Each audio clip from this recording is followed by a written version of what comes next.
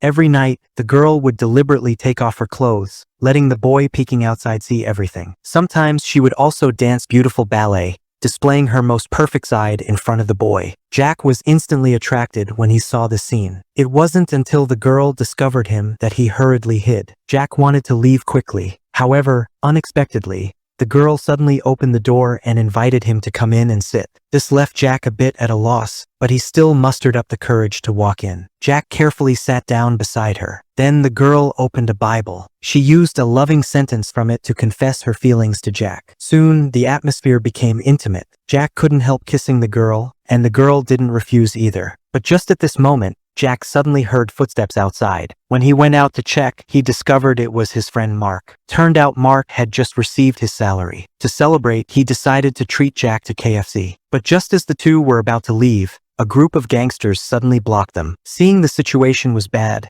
Jack hurriedly sought help from the girl, but the girl remained completely unmoved. Only then did Jack realize the girl didn't like him at all, so Jack decided to change his life. At that time, America had enacted strict prohibition, and Jack thought of an excellent idea, so he immediately found a brewery owner. Jack volunteered to help transport alcohol. Then he demonstrated his invention. He tied salt to a crate of alcohol and threw it into the water. When the salt dissolved, the wooden crate would float to the surface. Using this method, Jack and his friend earned their first fortune in life. At that moment, the group decides that they will keep 50% of all their earnings inside that locker.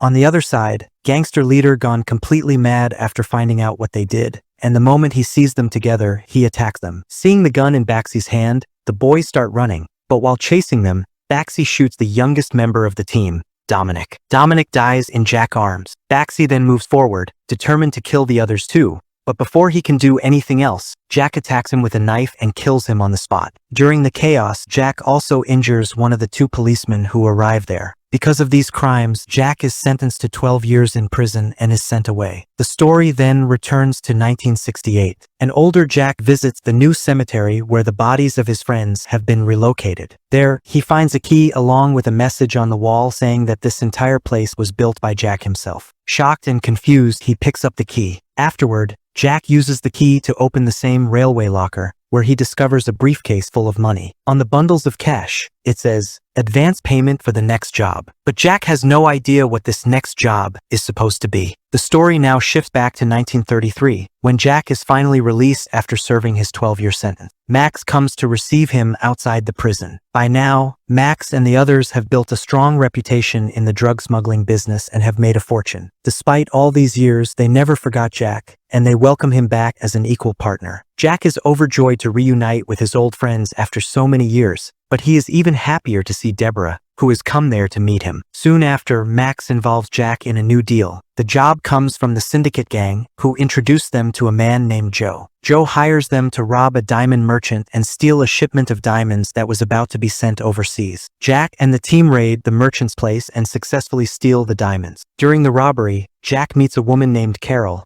who worked there and was actually the one who gave Joe the inside information about the diamonds. When Jack points a gun at Carol, she provocatively dares him to kill her. Jack then takes her into another room and sexually assaults her. After stealing the diamonds, the team also kills Joe and his men because the syndicate does not want Joe becoming powerful enough to compete with them in the smuggling business. Max and Jack crew are paid a huge amount for carrying out the hit. However, Jack is unhappy with the arrangement because he hates working under anyone's control. Max, on the other hand, believes joining hands with the syndicate is the right move if they want to grow bigger. Later, the syndicate asks Jack and Max's crew to support Jimmy, the president of the American Teamsters Union, in exchange for a lot of money. The gang saves Jimmy's life and guns down members of a rival gang, which also earns them powerful political connections through him. But Jack still wants nothing to do with politics or the syndicate world. Sometime later, Carol visits Fat Mo's restaurant. The four friends secretly watch her from another room, along with Peggy. Through Peggy, they invite Carol into their room. When Carol enters, the men cover their faces with handkerchiefs and ask her to identify which one of them was with her that night. Carol doesn't seem deeply affected by the assault because she also worked part-time as a prostitute, and she herself had encouraged rough behavior that night. Unable to recognize the real man, she mistakenly chooses Max instead of Jack. Carol then expresses interest in sleeping with both Max and Jack, but Jack refuses, saying he is not that kind of person. Later, Jack takes Deborah on a luxurious date. During their conversation, Deborah reveals that she is leaving for Hollywood the next day to pursue her acting career. Jack cannot accept the fact that she is choosing her dreams over him, and while they are returning in the car, he violently assaults her. Even Jack is disgusted and furious with himself afterward, but the damage has already been done. The next day, when he goes to meet Deborah at the railway station, she turns her face away and leaves without saying a word. Sometime later, the gang meets a politician who explains that prohibition is about to end, and once it does, their smuggling business will collapse. He advises them to invest all their money somewhere safe and profitable instead of sitting idle afterward, claiming that he has powerful contacts who can help them. Once the law is removed, bootleggers and smugglers will lose their entire business. Max and the others agree with the politician's idea,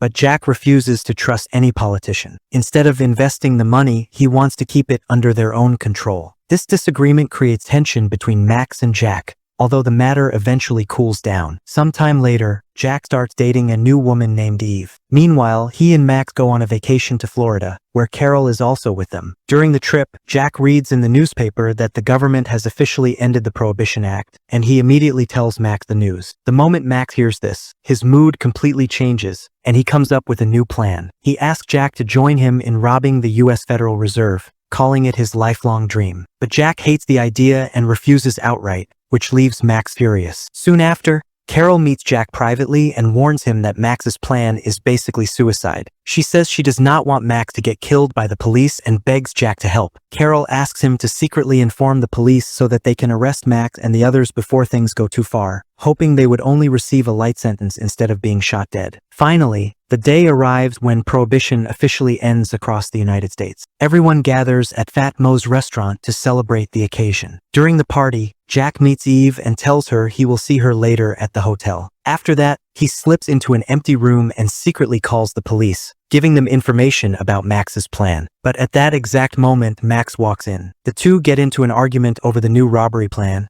and in anger, Max strikes Jack on the head, knocking him unconscious. The story then returns to the older Jack in 1968. While watching television, he sees news about Christopher Bailey, who is now the U.S. Commerce Secretary. Jack is shocked because Christopher Bailey is actually Max, the same Max whom he believed had died years ago during the police raid. Everything slowly starts making sense to him. Jack then visits Carol, who is now living in an old-age home funded by the Bailey Foundation. Carol reveals the truth. When Jack informed the police years ago, that had actually been part of Max's own plan all along. Max had carefully arranged the entire trap and faked his death in order to disappear with the money and start a completely new life. The way the film presents every stage of life, from childhood to old age, along with all the emotions tied to friendship, regret, love, and betrayal, feels deeply human and relatable. I hope you enjoyed this story. If you're new to the channel, make sure to subscribe and don't forget to press the bell icon. I'll see you again with another story soon. Until then, goodbye and take care.